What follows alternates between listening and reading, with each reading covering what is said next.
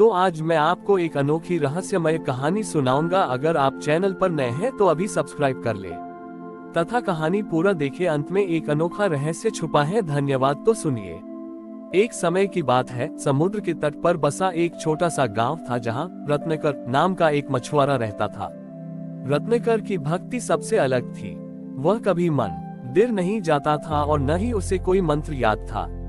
उसका मानना था कि यह विशाल समुद्र ही महादेव का स्वरूप है और इसकी लहरें शिव का तांडव है।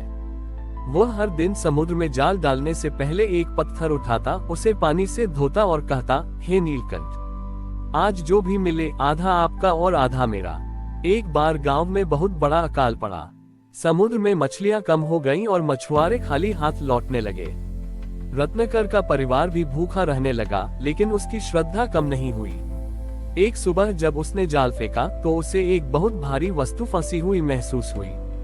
उसे लगा कि शायद आज कोई बड़ी ही मछली हाथ लगी है, लेकिन जब उसने जाल बाहर निकाला तो उसमें मछली नहीं बल्कि लोहे की भारी जंजीरों से बंधा एक काला पत्थर था। गांव के लोग उसे देखने इकट्ठा हो गए और रत्नाकर का मजाक उड़ाने लगे।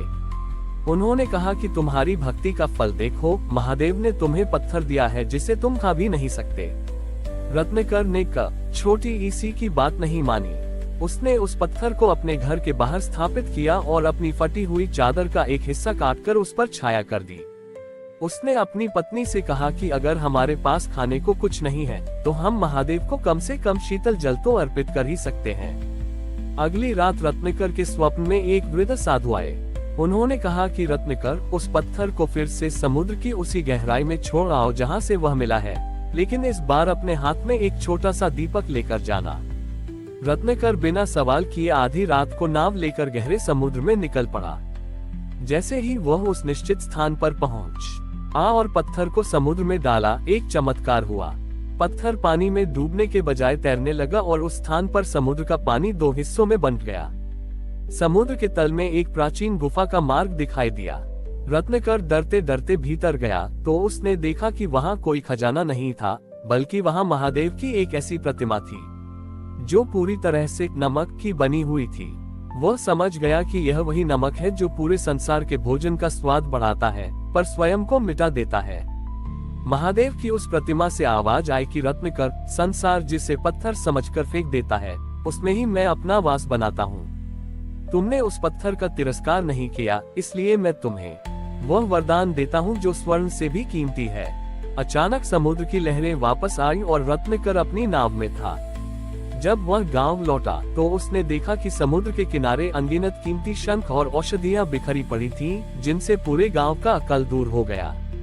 लेकिन रत्नाकर के लिए सबसे बड़ा उपहार वह ज्ञान था कि ईश्वर को कीमती वस्तुओं की नहीं बल्कि उस विश्वास की जरूरत है जो विपरीत परिस्थितियों में भी न डगमगाए। उस दिन के बाद रत्नाकर ने मछली पकड़ना छोड़ दिया और वह उन औषधियों से बीमारों का इलाज करने लगा। वह गांव अब शिव सागर के नाम से जाना जाता है, जहां आज भी लोग मानते हैं कि समुद्र की हर लहर महादेव का आशीर्वाद लेकर आती है। ये कहानी हमें सिखाती है कि श्रद्धा अगर सच्ची हो तो साधारण पत्थर भी भगवान का द्वार बन जाता है। रत्नाकर के माध्यम से मिले उस दिव्य उपहार की चर्चा केवल उस छोटे से गांव तक सीमित नहीं रही। कुछ ही समय बाद पास के एक शक्तिशाली साम्राज्य के दूत रत्नाकर के पास पहुंचे। उन्होंने बताया कि उनके राजा एक ऐसे अज्ञात रोग से ग्रसित हैं, जिसे राज्य के बड़े बड़े वैद्य भी ठीक नहीं कर पाए हैं। राजा का शरीर पत्थर की तरह कठोर होता जा रहा था और उनके प्राण संकट में थे। रत्नाकर ने उन दिव्य औषधियों को उठाया और भगवान शिव का स्मरण करते हुए राजमहल की ओर चल पड़ा। जब वह वहां पहुंचा तो उसने देखा कि राजा अहंकार और पीड़ा के बीच झूल रहे थे। राजा ने रत्नाकर को देखकर कहा कि क्या तुम जैसा एक साधारण मछुआरा मुझे ठीक कर पाएगा? रत्नाकर ने शांत भाव से उत्तर दिया कि महाराज, मैं तो केवल एक माध्यम हूँ, स्वास्थ्य देने वाले तो वह महादेव हैं जो समुद्र की गहराइयों में नमक की तरह घुलकर संसार को जीवन देते हैं। रत्नाकर ने उन औषधियों को समुद्र के जल में मिलाकर राजा के शरीर पर लेप किया। जैसे ही वह लेप राजा के शरीर को छूता, राजा को असहनीय जलन होने लगी। राजा क्रोधित होकर चिल्लाने लगे कि यह कैसा उपचार है। रत्नाकर ने कहा कि महाराज, ये जलन आपकी बीमारी की नहीं बल्कि आपके भीतर छिपे उस अहंकार की है जो आपके शरीर को पत्थर बना रहा है। महादेव का यह नमक आपके भीतर की कठोरता को गला रहा है। अगले 3 दिनों तक रत्नाकर ने राजा को केवल साधारण अन्न और समुद्र का जल दिया और उन्हें शिव के नटराज स्वरूप का ध्यान करने को कहा, जो निरंतर गति और परिवर्तन का प्रतीक है। धीरे धीरे राजा का शरीर कोमल होने लगा और चौथे दिन वे बिस्तर से उठ खड़े हुए। राजा का रोग पूरी तरह समाप्त हो चुका था, लेकिन उससे भी बड़ा चमत्कार ये था कि उनका स्वभाव बदल चुका था। राजा ने रत्नाकर को स्वर्ण मुद्राओं और रत्नों से तौलने का आदेश दिया। रत्नाकर ने मुस्कुराते हुए उन सब उपहारों को अस्वीकार कर दिया और कहा कि महाराज, समुद्र हमें सब कुछ मुफ्त में देता है, तो मैं उस की दी हुई कृपा का मूल्य कैसे ले सकता हूँ? यदि आप कुछ देना ही चाहते हैं, तो इस राज्य के हर गरीब के लिए एक अन्न क्षेत्र बनवाएं और यह सुनिश्चित करें कि किसी भी भूखे को पत्थर न मारना पड़े। रत्नाकर वापस अपने गांव लौट आया और अपनी छोटी सी नाव को ही अपना घर बना लिया। उसने सिखाया कि महादेव की सबसे बड़ी औषधि सरलता है।